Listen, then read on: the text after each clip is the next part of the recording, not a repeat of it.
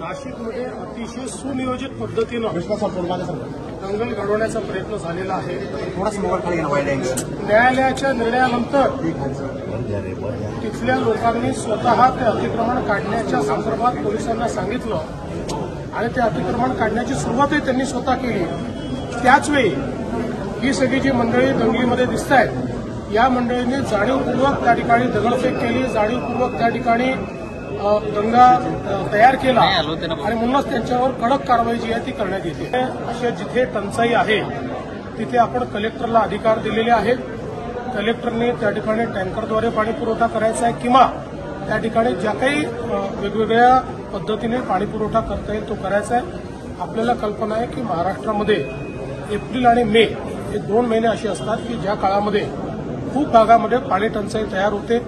प्रत्येक जिल्ह्याचा पाणी टंचाईचा आराखडा आपण तयार करतो। त्या आराखड्यानुसार ज्या ठिकाणी टंचाई होणार आहे त्या ठिकाणच्या उपाययोजना या ठरवायच्या असतात। त्याच्याकरता जिल्हाधिकाऱ्यांच्याकडे आपण निधी देखील उपलब्ध करून देतो। त्यामुळे अशा प्रकारची घटना जर कुठे होत असेल तर तिथे काय अडचणी आहेत ते आम्ही समजून घेऊ आणि त्यातनं मार्ग काढू। आता मला आगा माहिती नाही, पिछा माहिती नाही, कुठे झाला हे माहिती नाही, पण तुम्ही अगदी खाल अरे पण तुम्ही सांगितलं म्हणून थोडं उत्तर देता येईल ना। मुळामध्ये मी तुम्हाला उत्तर दिलेलं आहे की जिथे कुठे प्रॉब्लेम असेल तो प्रॉब्लेम सॉल्व्ह करू आपण। भगवद्गीता हा केवळ धार्मिक ग्रंथ नाही आहे, जीवनाचं सत्य सांगणारा विचार हा भगवद्गीतेतनं त्या ठिकाणी प्रतिपादित झालेला आहे।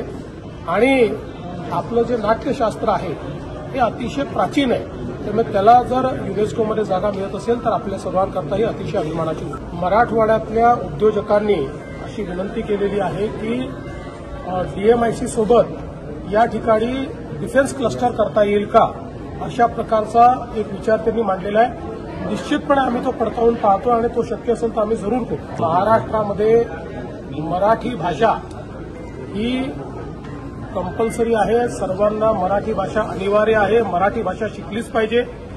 त्याच्यासोबत दुसरी कुठली भाषा शिकायची असेल तर ती भाषा शिकता येते। आणि मला कधी कधी आश्चर्य वाटतं की हिंदीला विरोध आणि इंग्रजीला का नाही, इंग्रजीला पालख्या आणि हिंदीला विरोध, हे कुठले विचार आहे। त्यामुळे मराठीला जर कोणी विरोध केला तर आम्ही सहन करणार। लेटेस्ट अपडेट्स और ताजा तरीन खबरों के लिए टीवी1 इंडिया लाइव को सब्सक्राइब कीजिए और नोटिफिकेशन पाने के लिए बेल आइकॉन को दबाना मत भूलिए।